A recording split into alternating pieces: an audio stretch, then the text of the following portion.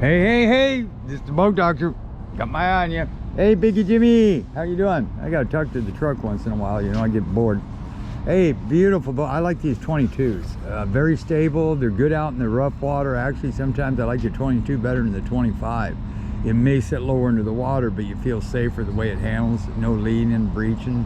It comes right on in on the north or south out in the ocean.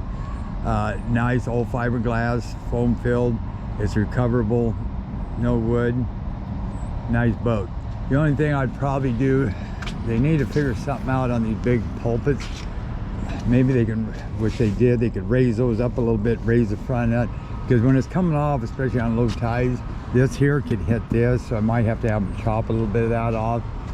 It's got the big wrap rails, got some good strakes up underneath, got a reverse hook to it, nice and deep. Yeah, that's why they're so stable. And these are very quiet and very fuel efficient. Dual wipers, trumpet horn, 2-inch ball, brake fluid was fine, spare tire, channel trailer, that's the way to go. Carpeted, so yeah, you don't have to worry about it sliding on off. They're pre-packed buddy bearings, so if that's the case, they said they was missing a cap. That has nothing to do with that. I'm gonna have them check that cap. You got your vent right there for your fuel. I just put in,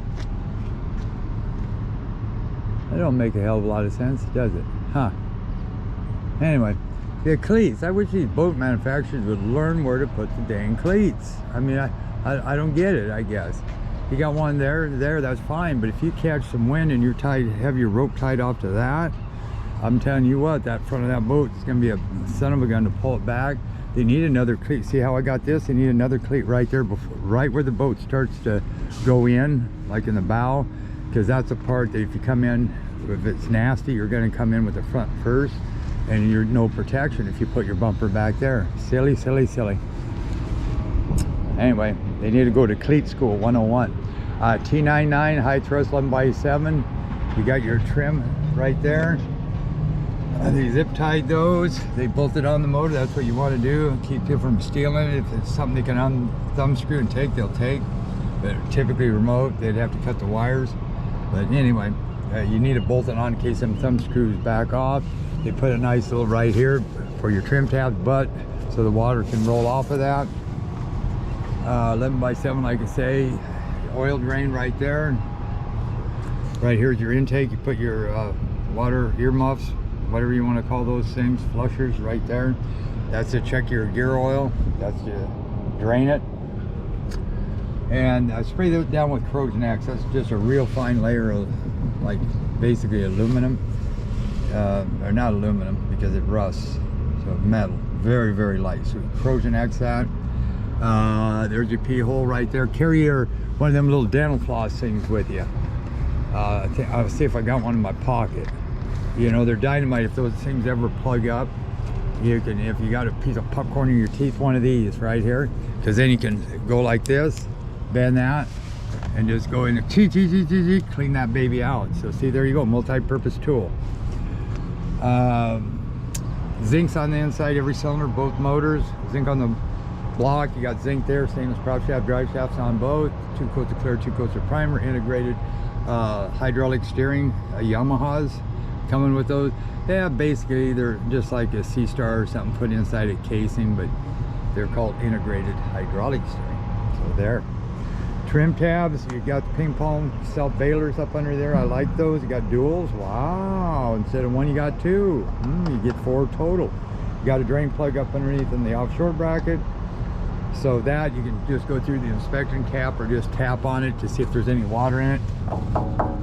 And if it goes thud thud thud, just ting ting ting, thud thud, that means there's water. You can check through that. And you're probably saying, why in the heck are them bolts so long? Well, these are real thin, these are solid. So some of them, the other ones got wood in them and they're out here, so they need those long bolts. There's your pee hole right there. That's nasty, the pee hole. Well, it's not really nasty, but you know, 17 pitch prop, dive ladder, 2024, DF Defiance. Uprights.